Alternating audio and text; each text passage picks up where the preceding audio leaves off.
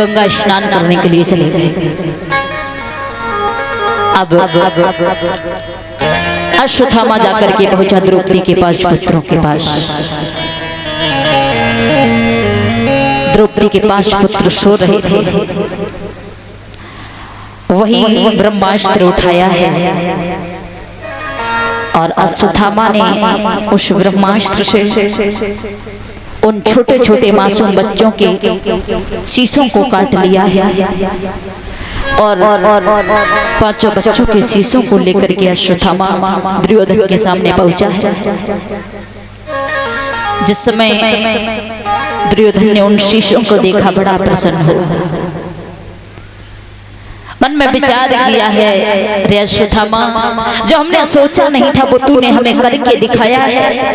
बहुत प्रसन्न हुआ। जैसे ही उस शीश को हाथ में उठा करके देखा, बच्चे के शीश मुलायम होते हैं। जैसे ही दुर्योधन ने उन बच्चों के शीशों को देखा, पैरों तले जमीन खिसक गई। रे अश्वत्थामा, तूने ये क्या किया? अरे तूने तो हमारे कुल का ही नाश कर दिया, आगे को हमारा वंश कैसे चलेगा? तूने ये क्या किया? उसी क्षण में रोता है, रोते रोते दुर्योधन के प्राण निकल जाते हैं। जिस समय दुर्योधन के प्राण निकल जाते हैं, अश्वत्थामा ने देखा, दुखी होकर के वहां से भाग जाता है, ऊंचे से पहाड़ पर जाकर के छिप जाता है। इधर भगवान योगीराज कृष्ण अर्जुन वहां पर आए हैं। द्रौपदी ने जैसे ही अपने बच्चों के देखे, बच्चों की ओर देखा है कि बच्चों के धड़ तो पड़े हैं पर शीश नहीं। उन धड़ों पर वो माँ बिलख बिलख करके रोने लगती है।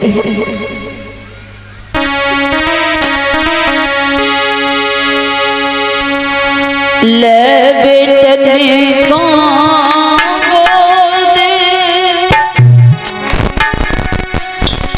द्रौपदी बिलख बिलख बिलखाई रे।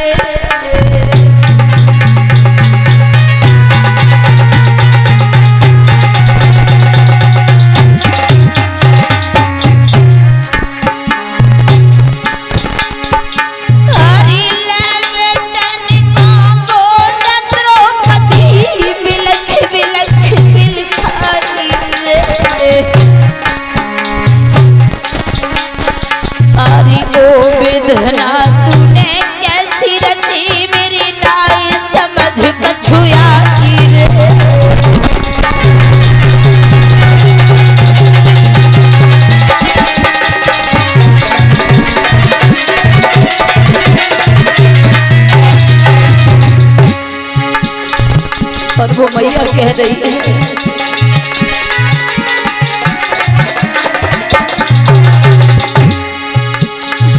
अरे पोसिया वांगनी जा दुनिया में कौन मैया नी जाही रे।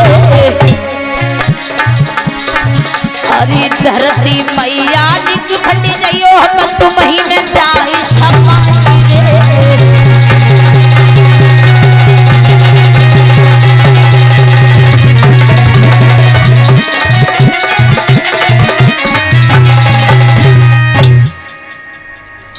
आज वो मैया बिलख बिलख करके रो रही है। जिस माँ के 5 लाल मारे गए हों, भला उस माँ को धीरज कौन बंधा पाएगा? यदि किसी के पुत्र को कोई मार दे या धमका दे, वो माँ स्वयं बदला लेने के लिए जाती है। लेकिन जिस माँ के 5 लाल मारे गए हों, उस माँ को क्या कोई समझा पाएगा? भगवान कृष्ण अर्जुन के साथ आए हैं। अर्जुन ने जब द्रौपदी को रोते हुए देखा, अर्जुन को बड़ा कष्ट हुआ। अर्जुन कहने लगे, हम उस पापी को छोड़ेंगे नहीं। क्रोध में आकर के अर्जुन कहने लगे, हमारा ब्रह्मास्त्र उस पापी को ढूंढ निकालेगा। भीम क्रोधित होकर के कहने लगे, हम अपनी गदा से उस पापी को छोड़ेंगे नहीं। भगवान कृष्ण धीरज बंधाते हुए कहने लगे, रे अर्जुन, तेरा तो एक लाल गया है भीम, तेरा तो एक पुत्र गया है, लेकिन इस माँ की ओर देखिए जिस माँ के 5 लाल गए हैं।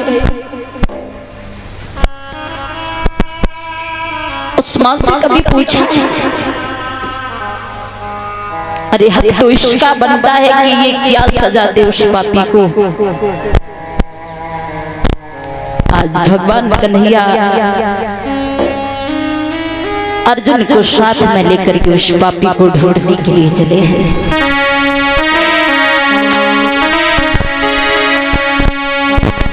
चले हैं ये दुराई, चले हैं ये दुराई, और लेके संग सखा अर्जुन को चले।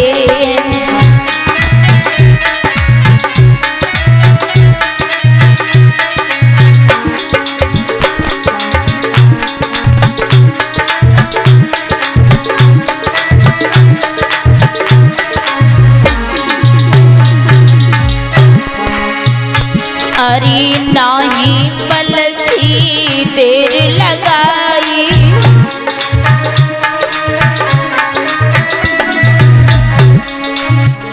और घेर लियो मार्ग में जाई।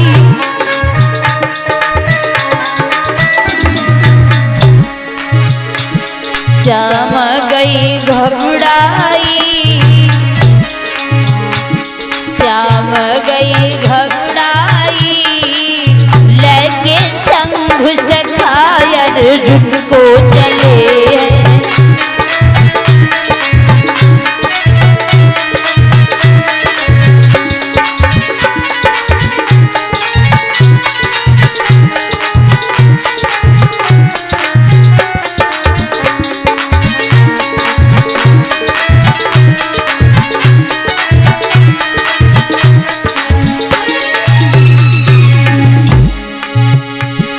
चले हैं दुराई, लेके संग सखा अर्जुन को चले हैं।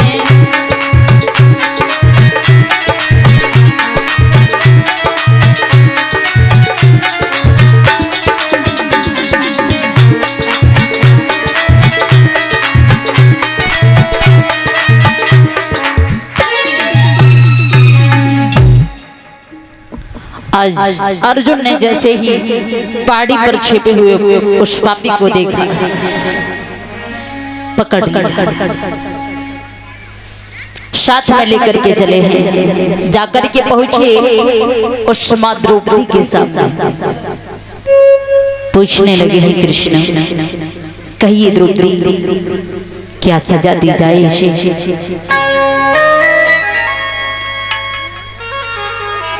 आज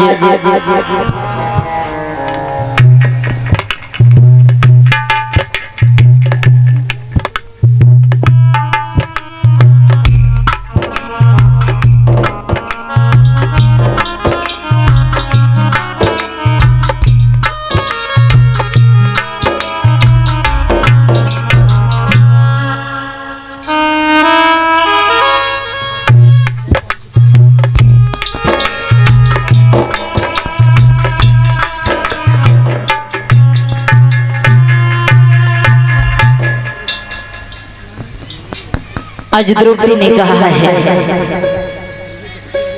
कि यदि आप इस पापी को मार देंगे तो हमारे बच्चे तो जीवित नहीं हो सकते हैं ना। और दूसरी बात, यदि आप इसे मार देंगे तो आपको ब्रह्म हत्या लगेगी, क्योंकि ये एक ब्राह्मण का पुत्र है। दूसरी बात, तुम दोनों गुरु भाई हो, हमें ऐसा नहीं करना चाहिए, हम इसे नहीं मार सकते। इसे कोई ऐसी सजा दीजिए जो मौत से भी बढ़कर के हो। अच्छा महाराज, इंसान के लिए मौत से बढ़कर के कौन सी सजा होती है? मौत से बढ़कर के कौन सी सजा होती है इंसान के लिए?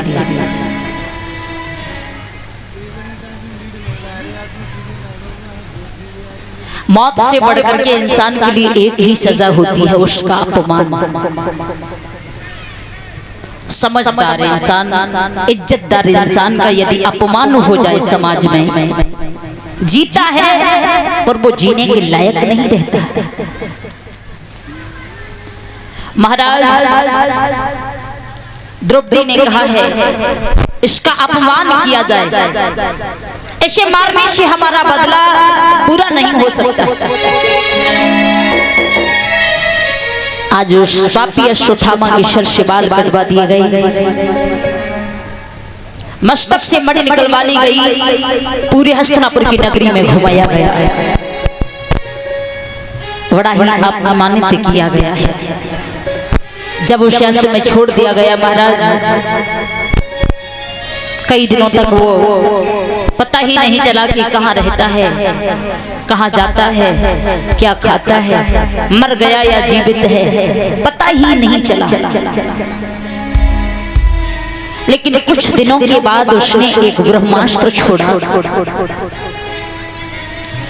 वो ऐसा बाण था जो जाकर के वह बाण गर्भवती स्त्रियों के गर्भ में लगा तो गर्भवती स्त्रियों के गर्भ जलने लगे।